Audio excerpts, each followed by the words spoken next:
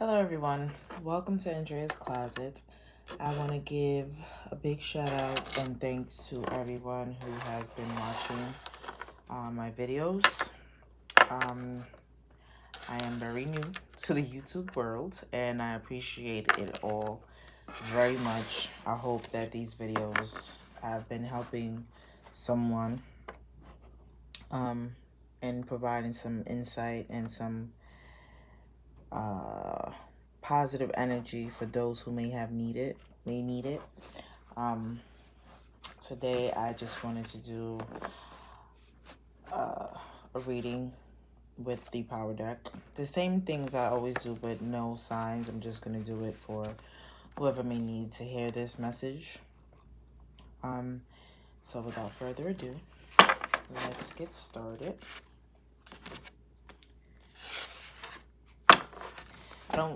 I'm not gonna use the tarot.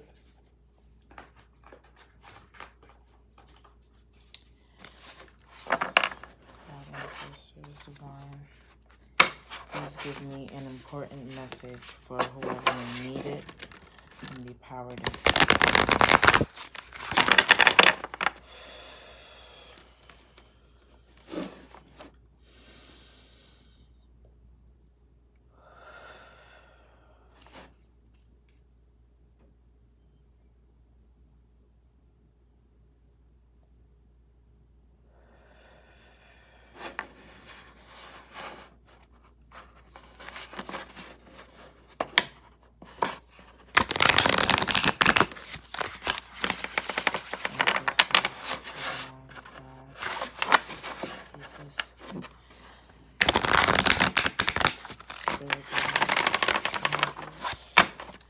Please give me an important message for someone who may need it. Please give me an important... Oh, okay. This is a messy shuffle. Please give me an important message for someone who may need it.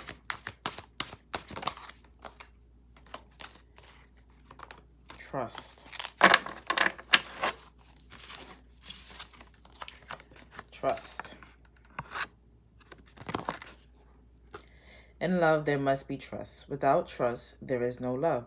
Jealousy is an illness of my mind and heart. Trust lives in the lodge of your innocence. Heyoka is a warrior of the Native American tradition who goes into battle backwards on his horse with a broken lance, knowing that the Great Spirit will protect him. It is this kind of trust that you need. The imbalanced aspects of patriarchal history resides like stone carving within each of us. Welcome the new aspects of feminine power to your being, even though they may seem foreign. Trust in the ways of the divine power and the Great Spirit. Know that you are made of this divine power and live with trust in your heart. So, we have to trust in God and know that what he's doing is for our greater good. That there is a plan set and it's not like it's kind of complicated, right? So when it comes to God, when we say we have a destiny, we're destined and there's a plan set in place for us, it's always, God always has a good plan for us, right? But it's all depends on you. If you allow yourself to trust in him and learn the lessons that you have to learn, go through the situations that you have to go through. When it comes to everyone's birth chart, it's kind of different because some people, there's just, you just have to go through certain things. And then there's others that they learn life and go through life in a completely different way, in an easy way, right? So we have the next card is called individuality. When the shield carrier reaches the top of the mountain, she never seeks approval because approval is based on doubt. Your strength and wisdom are celebrated in your unique ability to view the experience of life with new vision. Power lies in individuality and the ability to see yourself through your own eyes and not through the eyes of another. To be in power, you must own your power and exist within your own individuality. Again, trust, right? The worst thing about us human beings is that we always have to have validation. We value other people's opinion way too much. And we may say, no, we don't. But then when we sit and we doubt ourselves, we do. If you have doubt within yourself, then you do. If you have doubt within God, then you do. You value other people's opinion way too much. And we need to stand in our individuality and be who we are, who we need to be. Release that need for approval. Release that need to fit in. Because when you try to follow the crowd, that's when you get run over. Now I'm going to get a card from the Divine Feminine. God, Heavenly Father, Jesus. Please give me a message from the Power Deck. Sarah, sweetie, the goddess of self-knowledge. The essence of who I am flows effortlessly into everything I create.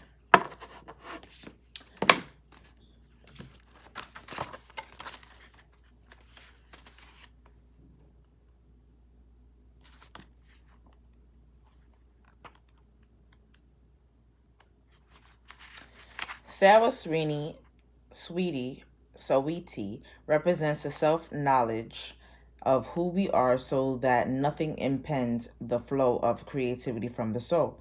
Her name is a fusion of the Sanskrit words for essence and oneself.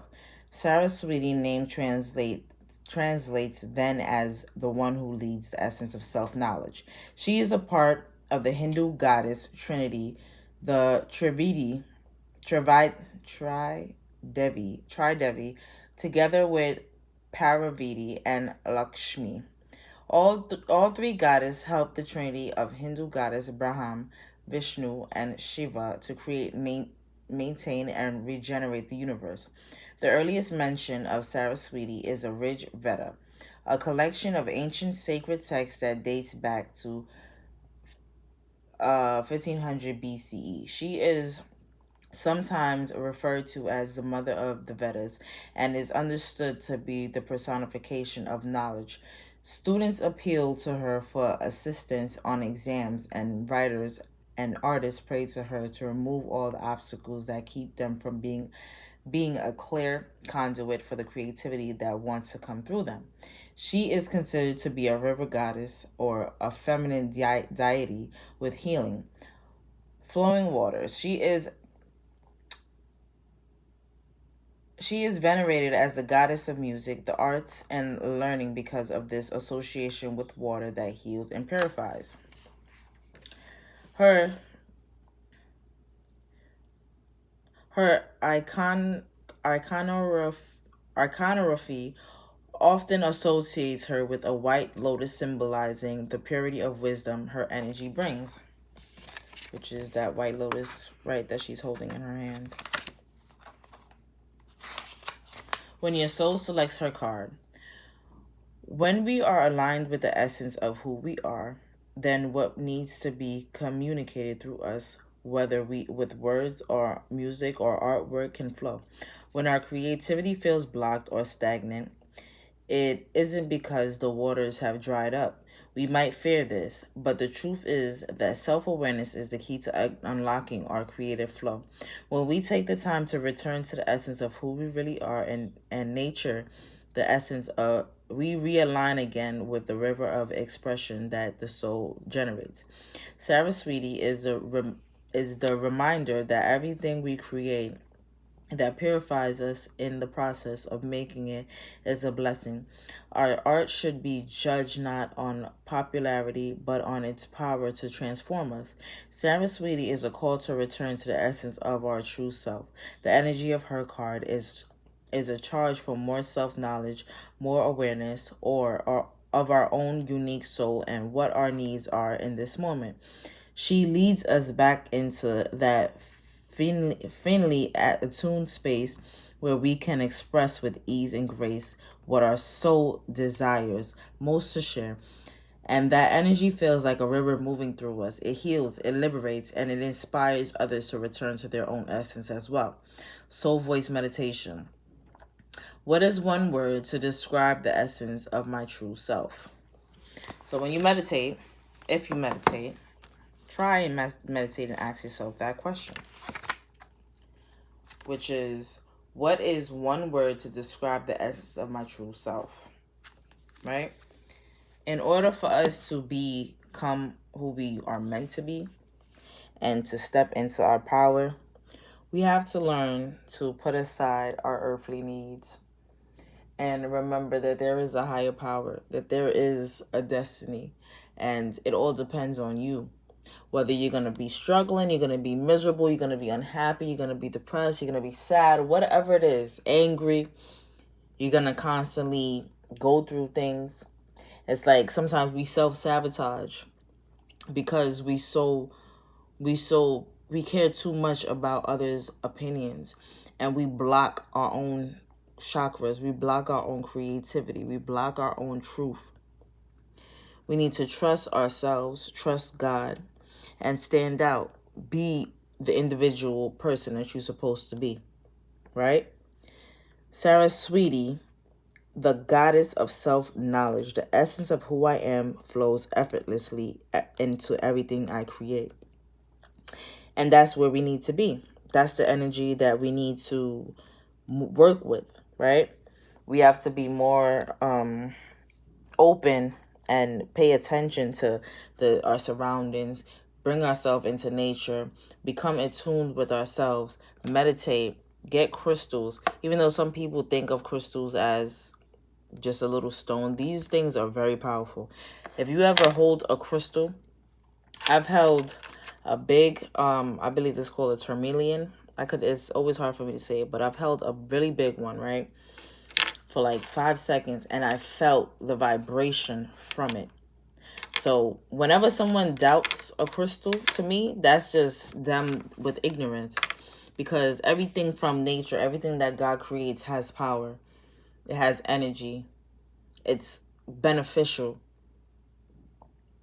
So I'm going to pick a card from the Soulmate Oracle. Let's see. Please give me a message from the Soulmate Oracle for someone who may need it. We have trust, individuality, and the divine feminine Saraswati. Please give me a soul voice soulmate meditation card.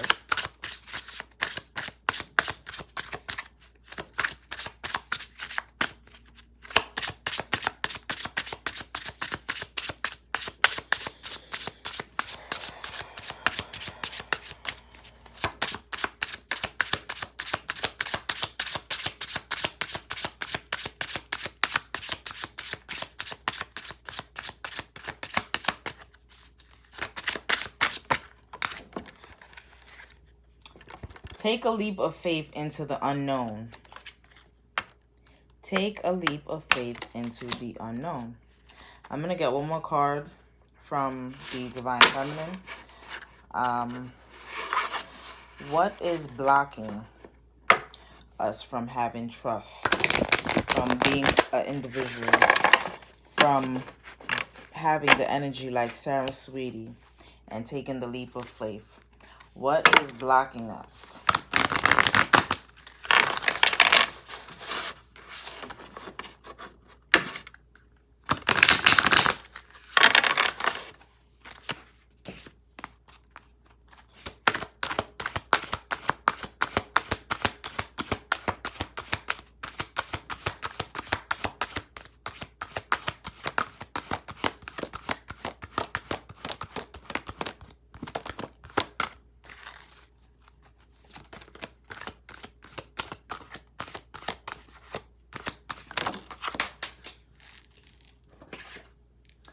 Commitment.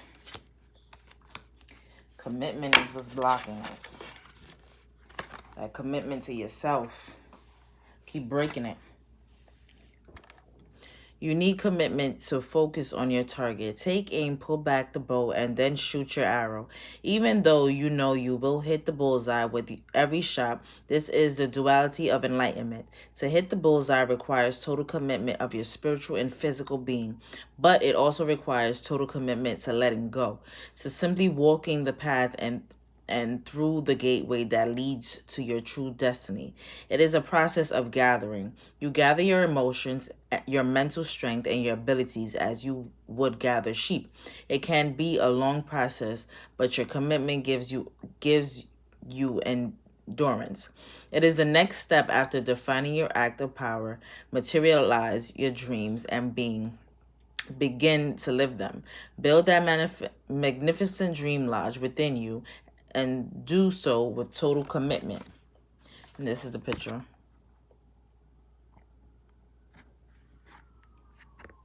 See? The world on the other side is completely different. If you would commit to divine, if you would commit to your higher self, to who you're supposed to be, to where you're supposed to be, the route that you're supposed to be taking, right? This is what's holding us back.